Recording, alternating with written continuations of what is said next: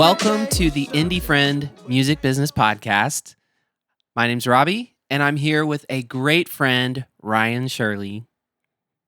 So today, I wanted to bring Rhyan along today because she is one of the best lyricists that I know. Thank you. That means the world. And so many of our episodes so far have actually been about the business. We've talked about being the CEO of your own music business, about understanding that as an artist, you have to take ownership of your career, right? But also part of taking ownership of your career is becoming an expert in your craft. And this is an expert in her craft. Thank you. So, Rhyan, you have cuts with, on the faith-based side, you've got cuts with Bethel Music, Leland, Colton Dixon, We Are Messengers, Rachel Lampa, Gracie Binion. I could go on. But in the mainstream side with sync, which if you guys don't know what sync is when they sync music to video. Okay? So this entails songs that are cut for TV shows, for movies, anything that has a visual component has a sync component. And this is a whole portion of the music business. And Rhyan is killing it right now. Thank you. And so some of those cuts are songs on Love is Blind, The Ultimatum, Katie Keene, Love Island, and others, which I'll let you talk about later. But today, I want to basically interview Rhyan and help you understand and get in the mind of someone who is a fellow creative, who is out there hitting the pavement just like you are, just like we are, and better understand, one, how to write a great song, because the truth is you don't have a good business if you don't have a good product, right? So That's a very good way to put that. It's no different with a creative endeavor, right? Am I allowed to take notes for myself? Absolutely. You will be sent this recording, so you can sit with it as much as you want. But first off, I just would like to ask you, like, as if I don't know you. Great. Who are you? Like, not transcendentally, not just deeply and philosophically. right? Just okay. Like, No, that's a huge relief. jump in and Fantastic. And what do you do with your writing? All that, however you want to answer that. Fantastic. Okay, so hi, I'm Rhyan. I have been writing songs professionally for 12 years at this point, which is 12 years. Yeah, wild to say out loud. Wild. I've needed every single one of those years though. And it hasn't been, you start writing professionally and then it's like, great this entire time. Like being a songwriter, being in the music industry, you've got highs, you've got lows. And so it's, you're always a student if you're in the music industry. But I've been doing this for about 12 years. I was signed to Integrity Music for around 6 years, if memory serves me correctly, like inadvertently, and then signed directly with the label for a while. And how did that happen? So I was mentored by Michael Farron for a while. And he started a publishing company called, at the time it was Slingshot Music Collective, and then it changed to Rain Collective. And I was signed with him as a writer for a short period of time, and Integrity was the umbrella company for Michael's publishing company. And then once that dissolved, Mike Murray signed me to Integrity directly, and I was with them until 2021. And wow. I know. And so I left whenever my time was up, and I've been independent ever since. So currently still independent and thriving and loving it, honestly. It's been great.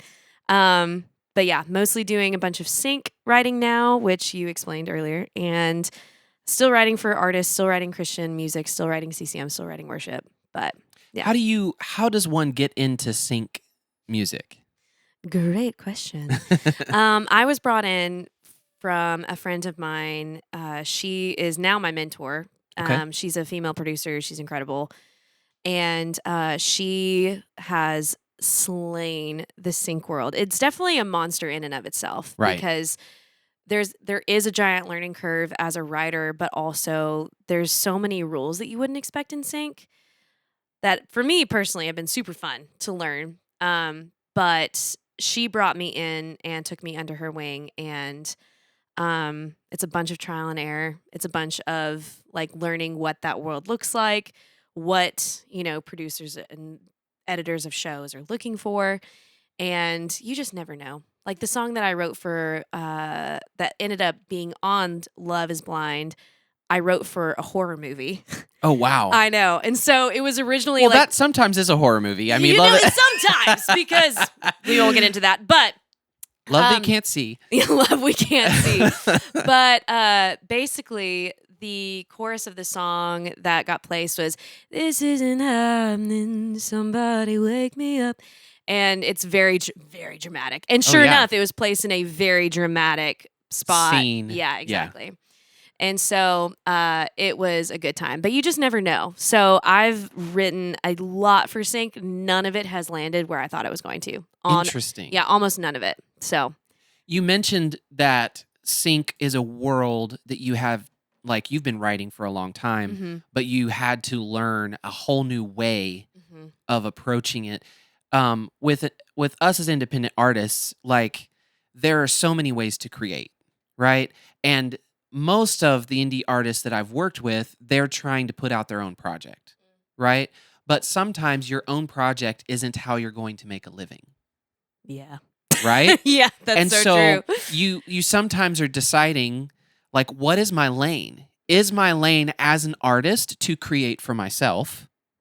Or is my lane as an artist to facilitate an experience for others through a different vehicle, right? Yeah. And you get to be the artist that sings or that writes that stuff sometimes. Sometimes, yeah. But like, what different hat are you putting on for sync versus if Rhyan were to write for herself? Well, it's polarizing to almost an alarming degree, because my Christian lo-fi stuff is wildly different than my sync stuff. Okay. So if I'm going to write for myself, it's going to be R&B, it's going to be lo-fi, it's going to be very chill Christian music, because that's what I love. And what's that? What's that moniker? It's the phonetic spelling of my name, so it's Rhyan, R-I-A-N. So if I were to go search it on Spotify, it'd be R-I-A-N. Yes. Okay, go look up Rhyan, because it's awesome. Thank you. But if I'm writing for sync, it's just a whole nother lane. One of my good friends and amazing humans that I love to work with, Josh Silverberg, taught me that, like, you can, at least when it comes to sync writing, that the more simple you get, the better. Like, he bought his house off of la-las and oohs. You know what I'm saying? Wow. So it's mostly facilitating just a vibe or a style. In sync. In sync. Not the band. No. In the sync realm.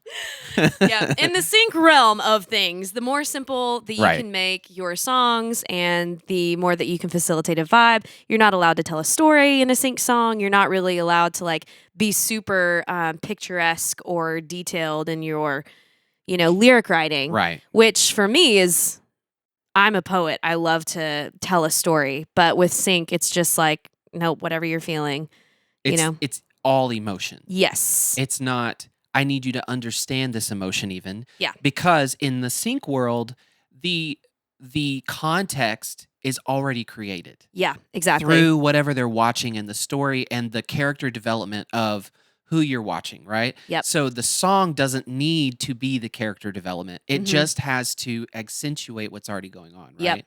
So this will be a great example. So I've got a sync project coming out soon. It's like in a couple weeks. But one of the main songs that people are loving so far, the lyric is literally like, I'm the siren, I'm the flame, everybody knows my name.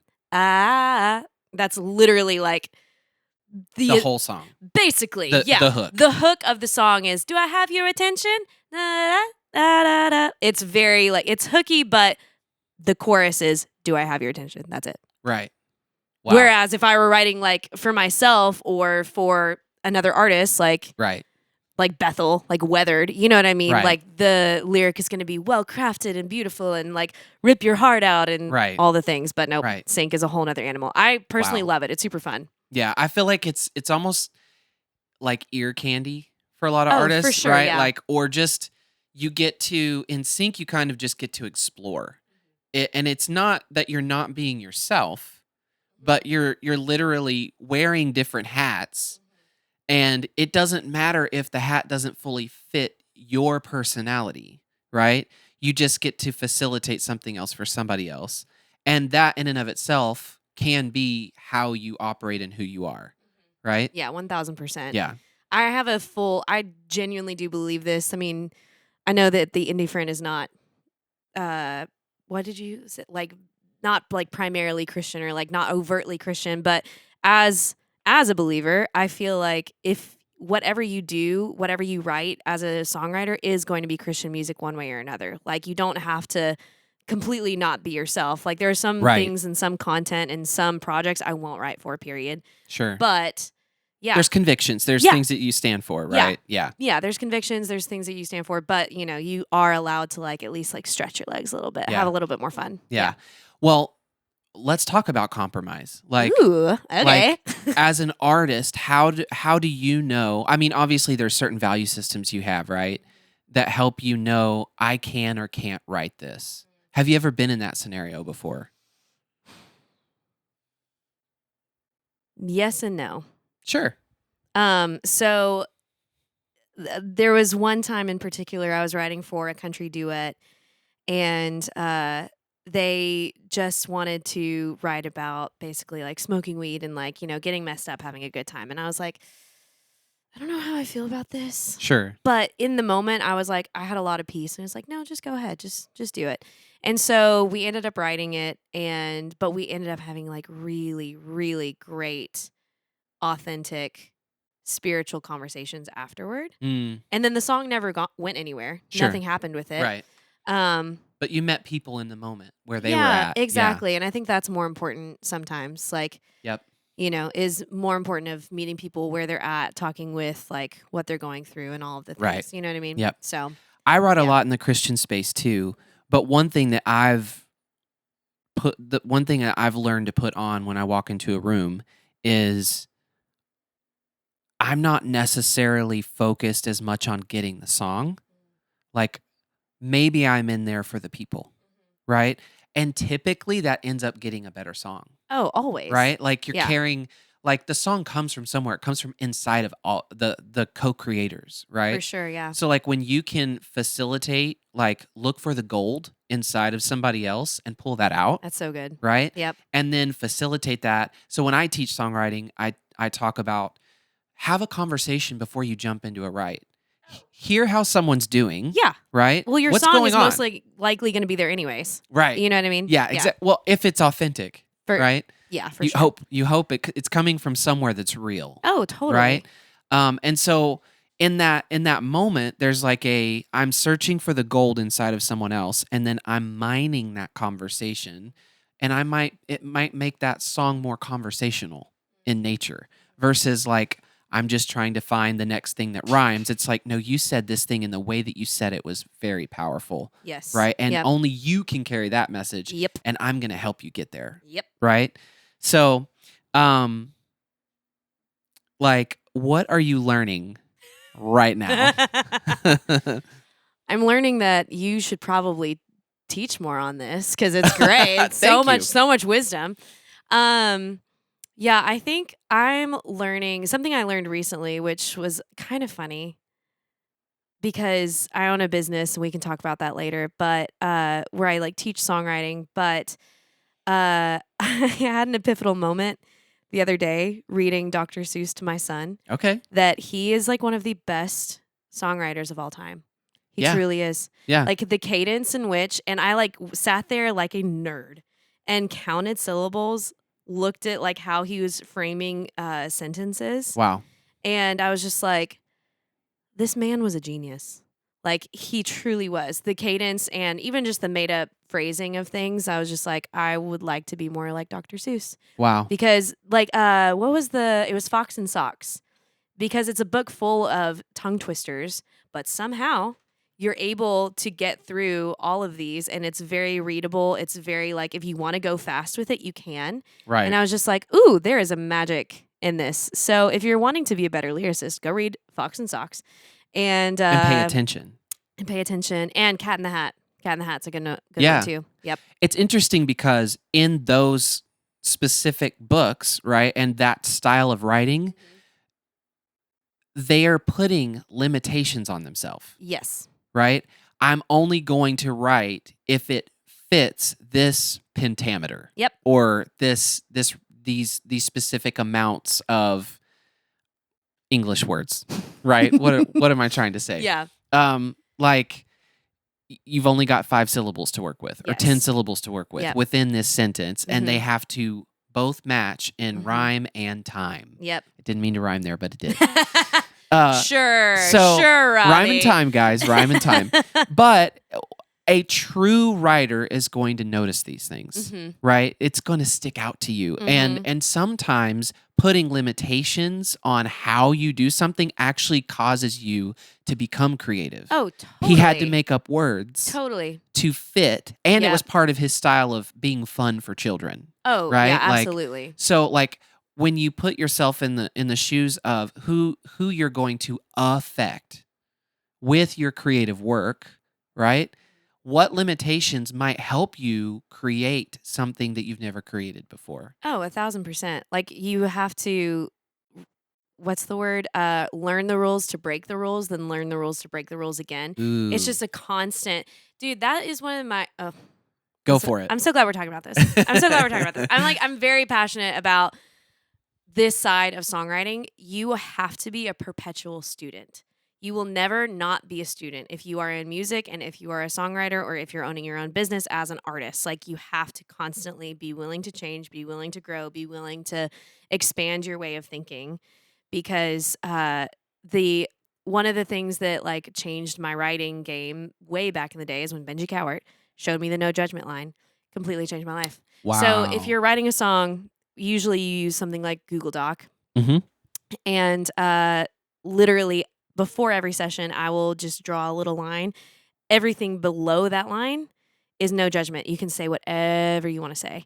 And it is so freeing and so helpful, because if you're co-writing with somebody and they get like stuck and you can see them start freezing, it's like, dude, no, just say a purple pickle tap dance on the moon. Like who cares? Just type it. Like write it down. There's no such thing as a bad idea. It was so helpful and so great. And yeah, anyways. Well, in that situation, the thing that you are overcoming is fear.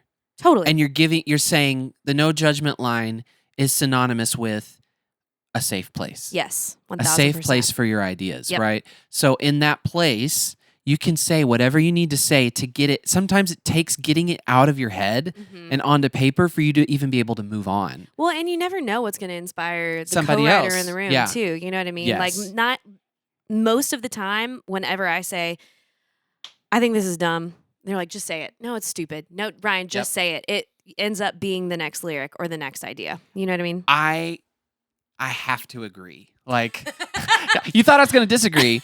No, I have to agree. That is like, it's so true. The things that we're scared of are normally places we haven't dared to go. For sure. Right? Always. And so perhaps the thing that needs to be said is the thing you're afraid to say. Always. Right? But many of us are afraid of looking stupid or looking dumb. But in our last episode, we talked about, or 2 episodes ago, we talked about becoming the CEO of your own music business, which means taking on an entrepreneurial mindset.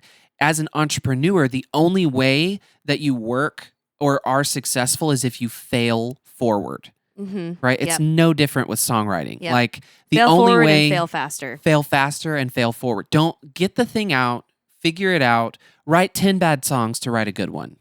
Right? I hate to break it to y'all.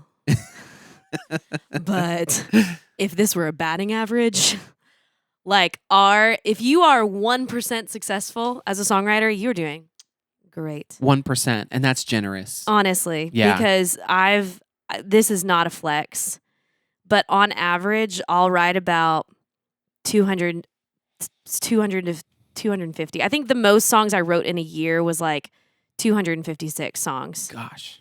It was a lot. But on average, I'll write about like 150, Mm-hmm. But so what is that? Times 12 years, that's over 1,000 songs that I've got. Wow. And I probably have maybe 200 cuts. 200. Maybe. That's amazing, though. 200 cuts is... well, it's all relative, Sure, right? sure. Because, some are with like Some- tiny churches. Right. Some are with like, super indie artists, which we love. We're here for Yes. you. We love you. Well, but, right. but as a songwriter, Songwriters get paid the least, We by sure the do. way, out We of any sure other do. out of any other Say it music for the professional. people in the back. Yes. they get paid the least unless a song goes somewhere. Yes. Right? Yeah. So, yeah. Right. So And success is relative. it is. And we talked about that, you guys. Yeah. So you have to be able to define your why to be able to define success. If you don't know your why, you won't be successful. And if success is getting on an arena stage for you where you're performing or your songs are being carried by massive artists, but you don't know your why, I would argue you still don't have success yet. Say it for the people in the back one more time. So, for all those people in the back, what has been one of your craziest co-writing experiences? Okay, well, apart from all the bummers, like Sure. apart from all the bummer craziness, because I've seen a lot of stuff. But this was probably one of my favorite stories. So we were doing a writing camp for an artist, and A writing camp. Go ahead and explain that really fast, too. okay, yep. So a writing camp is basically when a bunch of songwriters come to a location. We're in different rooms writing for one artist's project. The artist usually floats around and will pop in and be like, I do like that. I don't like that. That sounds like me. That doesn't sound like me. Right. But we're speed writing to get the project done so that, they can go record and do what they've been called to do, which is go tour and make the world a better place. So, right. Hopefully. So it was her turn to be in our room, and she was like, I really love this song. Sat down, and I turn around, I'm with the track guy, and I was like, hey, what do you think? I turn around, she's asleep on the couch. No way. Yep. And slept through the rest of the afternoon. No way. And I had to wake her up. I was like, hey, it's the end of the day, honey. Did she even get a word into the song? No, but she loved it. So I was like, whatever. Not even a throw a word, get a third situation. Oh but my she loved gosh. it, so I was like, great, cool. Wow. I know. That was probably my funniest story. Because I love her. She was great. Wow. Yeah. Okay. That's a crazy one. It was. That's it was a crazy really one. funny. I've not experienced that. I have not. Literally snoring while I was doing vocals. Whoa. But it's in the background. It's part of the Yep. track, right? yeah, Wow. it was a good time. Okay. Super sweet, but yeah. What is something hard that you've had to navigate in your songwriting career, specific to whether it's with another person or I'm not talking about naming names or anything like that, but the reason I'm asking is we all have things that kind of blindside us when we go after a music career or writing or creating or dealing with other people, and there's so much fear in the industry, and part of what I'm hoping to do is eliminate fear from the music industry through education, through development, through resource, and helping people see behind the curtain, right? So if there's things they can avoid and we can help them do that, I want to. I think the biggest thing for me has been expectations over splits. And that basically means if Robbie and I and another person, an artist, were to sit down and write a song, there's two things three actually, is master, publishing, and writer splits. So usually the artist will have the master or the label will. So you, as a songwriter, I don't really have to think about that unless I'm doing sync, and that's a whole nother conversation. But if we're sitting down writing, setting the expectation for hey, as writers, even splits across the board. Anyways, that's how I do it.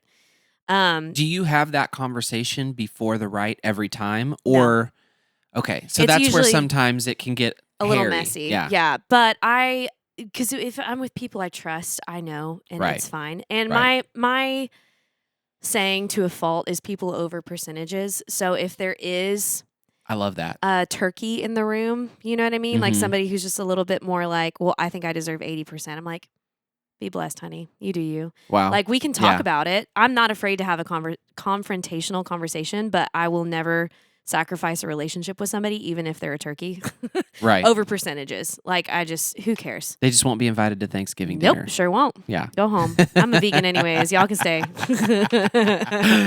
Oh my gosh.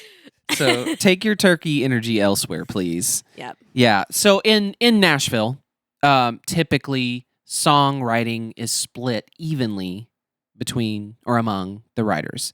In the pop scene in LA, sometimes that's different. It gets hairy, yeah. It gets very unique, and there's 8 people on a song, and or 20. or I've 20. seen it where 20 oh my people have been on a goodness, song. I can't. Whatever. And I think they all kind of do it a little differently. They do. So I'm a That's- little less involved in that scene, Mhm. but I mean, that's why the conversation beforehand with people you don't know is always important. Because I Sure. feel like establishing splits or even no matter what gives more room for creativity. and then you're 'Cause not you're just like, creating to Get a percentage. You're not thinking I have to get something into this song to make money. Exactly. Or you're not thinking, well, it has to be my line because if it's my line, I get more of a percentage. Right. I'm like, but your line might not be the best. The Right. song has to win every time. At least in Nashville it does. You Right. know? So Yep. that's why I love songwriting. That's so good. Okay.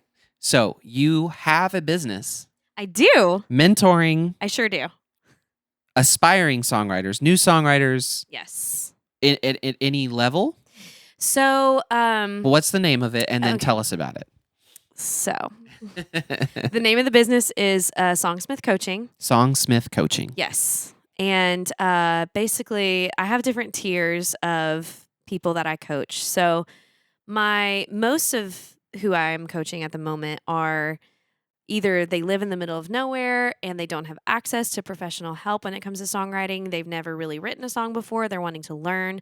I also have students who are like intermediate, but they're needing some song consulting. Right. And they've either written a song or they just don't know if it's finished or they're needing help or whatever. So that's like a feedback process? Yes, okay. where we'll sit down, I can, look over a song that's already done and be like, hey, if I were you, I would change this or change the context here. Oops, you said there 15 times. Like, let's try to think of Right. a different word. I also co-write 4 projects, and that's just basically a studio musician fee per song. So Yeah. if a church is wanting to write for their project, like I will sit and write, with them for that. Mhm. Or, if you are an independent writer or independent artist and wanting to write for your next project, that's also an option of things that I do. It's basically just helping to facilitate songs, helping them to come to life, helping them. I'm just a pea-sized filter Right. of like, what's your idea? Let me filter it through, my brain and Right. let's figure it out together. You know what I mean? I'm just there to help, essentially. So, yeah. But not all filters are created equal. So, when you are working with a green writer, or an artist, there's a lot of artists that have an incredible talent singing or playing an instrument, but the writing is not their strength. And you're just getting started with them. How do you start? Where do you start? What does a little bit of that process look like? Well, I love that you mentioned your why, because that's what we talk about out the gate is what is your why? Like, what are we writing music for? Because that will impact the direction that the song takes. Because if your why is to make the world a better place, then we're going to approach lyrics from an encouraging standpoint. If your why is, to become famous, then all the rules go out the door. And it's like, what's the coolest thing? What's the freshest thing? What's the, you know what I mean? It doesn't necessarily have to be like, I would love it to be the honest thing, but it does dictate where we go directionally. So I usually, again, start with a conversation, start with a why, and then we sit down and work on our craft. And I'm very much a teacher along the way with brand new writers. Because there's a lot of information that I had to learn the hard way. And I think it took me years of writing terrible songs to be like, oh, that's why you need a pre-chorus, or like, that's why the verse can't be, your resolution. It has to be in the chorus. And you know what I mean? Like, just all of the like things that I would never have rules you thought don't of. break versus the ones you do too. Yeah, exactly. Yeah.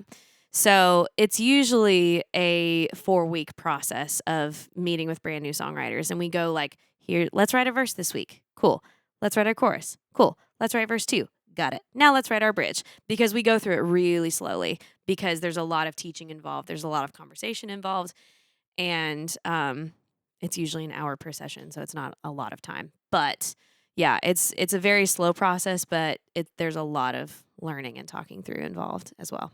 That's amazing, because in a normal songwriting session, you're writing an entire song with a whole demo potentially created within 2 to 4 hours. Yeah. Usually. And you're going quick. Yes. But I notice that when I'm developing writers and I'm pulling them in, when they sit in, they're very overwhelmed. They're like, how do you think that fast? Yes. Yeah. Well, and it's so interesting too, because I feel like there's this weird expectation to be good at songwriting out the gate, but no one comes out of the womb a good songwriter. Like, the difference between a good songwriter and a great songwriter is time. You have to put in your 10,000 hours. And I mean, to be honest, I don't know if you've talked about this, Robbie, but Robbie can sing the freaking alphabet. And it sounds I have not talked about this. And it sounds incredible. This dude's voice is dumb in the best way. But musicianship and even singing is sort of a raw talent. And I think that people expect songwriting to be the same way, and it's really not. Mm-mm. Like, it is a craft that it is a muscle that you have to stretch and exercise and grow. And it takes time. A lot of time. A lot of time. Yeah. And the statistic of 10,000 hours is the average to become a master at something is absolutely applicable to songwriting. Right. And I would say we've talked a lot about lyrics because that is your thing. Yeah. That's my thing is more melody, which is you're very good at it. Exactly. No, but the whole point of that is there's 2 pieces to a song, right? There's the lyric and there's the melody, and helping or understanding what your strength is will help you better facilitate a co-write. 1,000%. Like, I'm going to rely more on Ryan for lyric. Like, I'm going to let her kind of drive that part of the ship. And then like which means instead of being overly focused on the lyric in the moment, I'm probably thinking, does this melody best suit what we're trying to say? Right? So I'm in melody land, right? And you're in lyric land. Lyrics inform, melody helps you feel. Yes. Right? Well, both. So they do. But like, you can have the best lyric song and it go absolutely nowhere if it doesn't have the right melody to support where it should go. Right? 1,000%. But we could fight over this. We're not, actually. Melody is king. And Yeah. I know that for sure, because a prime example of this is Max Martin's, I believe it was In Sync, that Tell Me Why, or was that Backstreet Boys? Ain't nothing but a heartbreak. I think that was Tell me Backstreet why. Boys. Yeah. I think it's Backstreet Boys. I think so too. We're gonna get We're called sorry, out. In Sync It's and fine. Backstreet Boys. My bad. But anyways, the lyric of that makes no sense. But that song was an absolute smash. Tell me why he ain't nothing but a heartbreak. Truth. Tell me why he ain't nothing but a Truth. mistake. Tell me why I never want to hear you say I want it that way. What? What do you want that way? Right. What are you talking about? And But why are no you one- asking why? And literally, but no one cares. Right. Because the melody was it was Backstreet Boys. Great. Thank you. Yes. We were right. Great. But yeah, it literally doesn't matter. So, Yeah. I hate to say that because I am a lyricist. I think words are important. They are the bee's knees. They make the world go round. I love all of it. Like creative writing, poetry, novels. I'm obsessed. But with songwriting, melody is king. Yeah. And I hate that, but it's fine. But I I've think accepted it. I've moved on. I think what I'm not bitter. I think But here's my point. If you are an indie artist and you're going to have 10 songs on an album and your voice is the constant, then the way you vary your voice is going to be the messages that are brought forth through each song. Yeah. And the melodies have to match those messages. Yes. Otherwise, your melodies are going to all sound the same. You're going to have the same trick for every song. So you have to, it's called prosody, where melody and lyric match. So if I'm singing the words "Take Me Higher," Yep. my melody better be going higher, right? It better not be going down. Take me higher. Yeah, exactly. It just no, it doesn't make sense. it just doesn't do the same thing. So, how does someone work with you? How does that work? How do we sign up for your mentorship? Hopefully, never mind. I was going to make a joke. So is there a website? Yes, there is a website. It's very simple. It's just www.songsmithcoaching.com. Easy peasy, lemon sneezy. Everything is on my website. If you have questions, you can reach out to me on social media. I think it's Songsmith Coaching is my Instagram. I should have looked that up. But yeah, the website and my social media is on the website as well. But everything is booked through there. You can just book an appointment. It shows up on my calendar and we'll make it happen. Yeah. That's awesome. Super easy. Is there anybody you won't work with?